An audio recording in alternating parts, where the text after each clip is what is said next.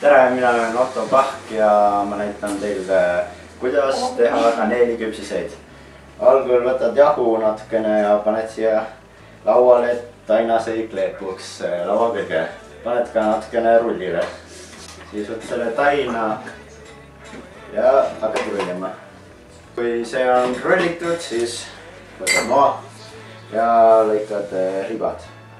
Kui oled ära tükeldanud, võtad neid, paned suhkrusse ja seejärel kaneeli ja siis paned siia taldrikule. Siis kui on siin ära kastitud, siis lahud siia pannile.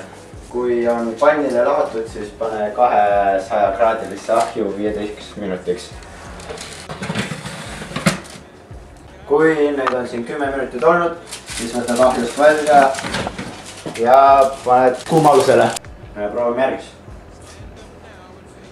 Päris hea.